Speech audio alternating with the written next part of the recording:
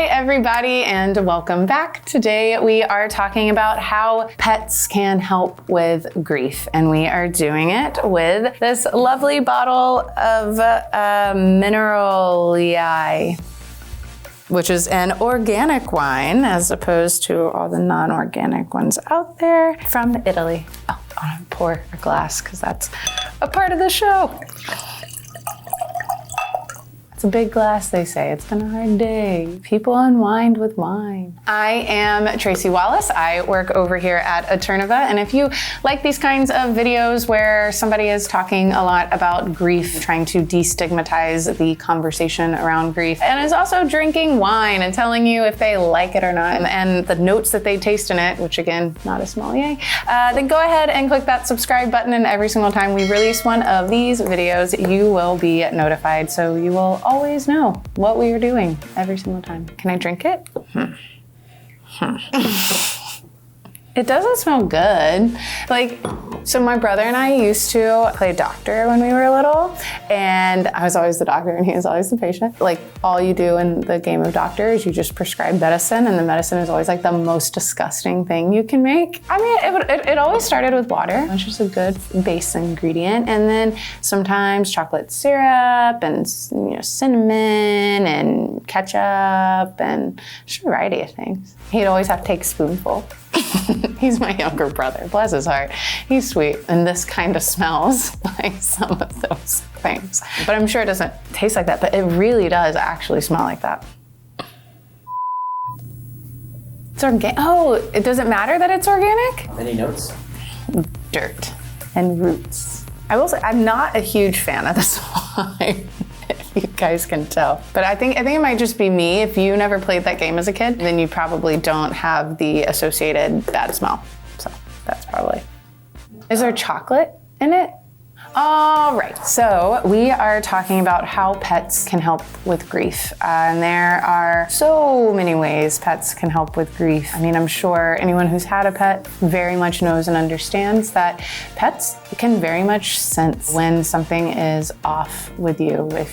When something has happened, when there's been some kind of emotional change, whatever it is, they just seem to get it and to understand in a way that people might not. So that's helpful, but also something that I have heard from some women who have lost their husbands is, in the case that something like that happens, what's been really helpful for them is getting a pet. And what that seems to help with is just adding some noise to the house, right? It helps with the loneliness. Pets can help in that they, give you kind of a sense of purpose and something to do, a reason to get out of bed. We talk a lot here about how paralyzing grief can be, and sometimes you just need something to get you up and moving. And you know what's good at doing that? A dog who needs food, or a dog who needs a walk, or even just to open the door to let them go out. They also cuddle a lot, so that can be really, really helpful. Add some warmth to the bed. On top of that, animals don't speak. They hold all of your secrets, and I am by no means advocating for not talking about your grief with other people, but in the case that is something that feels right for you, an animal, a pet can be really, really helpful for that. I also have something in my eyeball. I wonder if this is associated with this bad wine. I'm sorry, whoever makes this. I'm sure other people really like this wine. So you want a hint? Yeah, I do want a hint. Because it just tastes like ketchup to me, and I hate ketchup. What, clothing materials in this? Cotton? They describe the taste with clothing material? Should you guys pick this because it sounded bad? Okay, a clothing material. Wool? What else do you make clothes out of? That would be also in wine. I don't understand. Okay, does organic mean they don't use pesticides essentially as they are growing the grapes, which is good. That's good. So maybe I am just elitist and like wine with pesticides, and that's bad, and I need to break that habit. Because pesticides hurt the earth. Okay, silk. No. What else? What else do you make clothes with? Plastic. Maybe they're recycling plastic.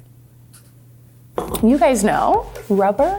Leather, gross. That's also gross. Is that bad for me if I'm a vegetarian? I grew up with dogs and cats, and yeah, I've had a lot of personal experiences with pets being really helpful in grief and sickness and in a variety of things. My cat Sebastian, who unfortunately passed way before he should have, but he was incredibly helpful in just like helping me through some of the first deaths in my life, my grandparents passing, and was helpful mostly in, again, he like gave me a task to do. A lot was changing at that point in time, as deaths tend to make happen for people. A lot of things change.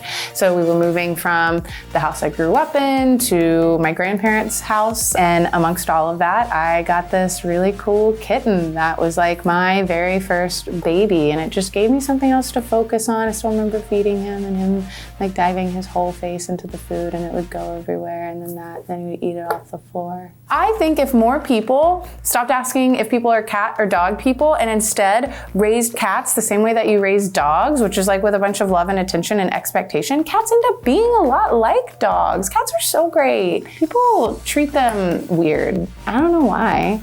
Just because they're a little bit more independent than dogs, like, yeah, you spank a cat, it is gonna be pissed for a while. Like, that's probably not the best way to train a cat. I like them both. I'm not a cat or dog person. I like cats and dogs. Back to the leather.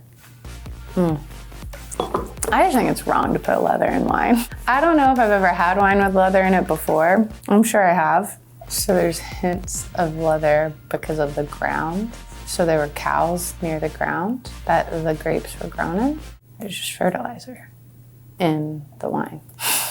On the other hand, pets are great. Get whatever kind of pet you want. You get a snake, get a parakeet, get a bunny, whatever you have the time and space for. And you do want to make sure, I mean, it is a living, breathing animal. I've said on this show before that I'm a vegetarian. Very much appreciate people taking care of the pets. So please, please, please make sure that you have time for them. But yeah, also cats though. Cats really can be great, especially older cats in particular. They don't need as much attention, but they tend to be lap cats in general and like to sleep on people, and purring. That purring in particular can be really, really helpful. Activating different senses can help kind of reset and retrain our brain a little bit, which is something that can be quite a bit welcomed during grief, because there's a lot of reasons why grief like sucks. Right? One is like you're really sad, something like bad or not great or not like your ideal state of things has happened. But also because grief causes change. Even though change is like a law of nature, we really don't like it.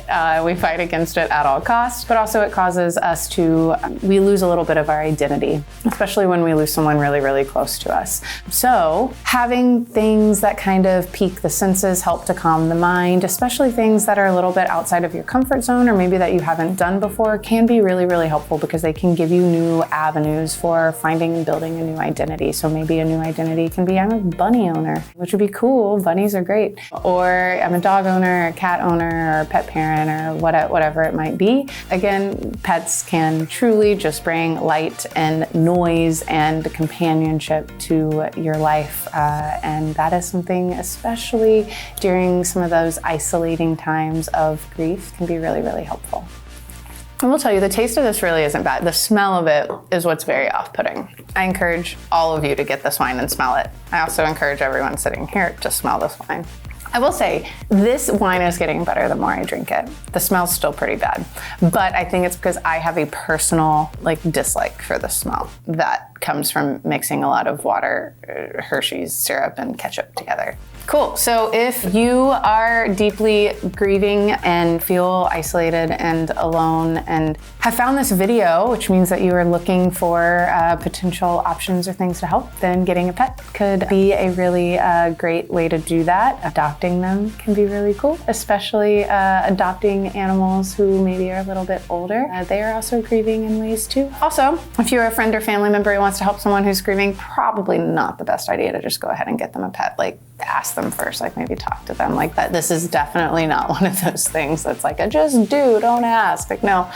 If you liked this video, then be sure to subscribe. We produce them pretty often, so you definitely don't want to miss any next time. Also, feel free to go ahead and grab yourself a glass of wine as well. Again, if you do not drink or if you're not old enough to drink, then grab water, tea, juice, You don't have to grab anything at all. You can just watch. 9 things to not say to somebody who is grieving, and these are probably things that you have said before or feel natural to say, but we're gonna talk you through why you shouldn't.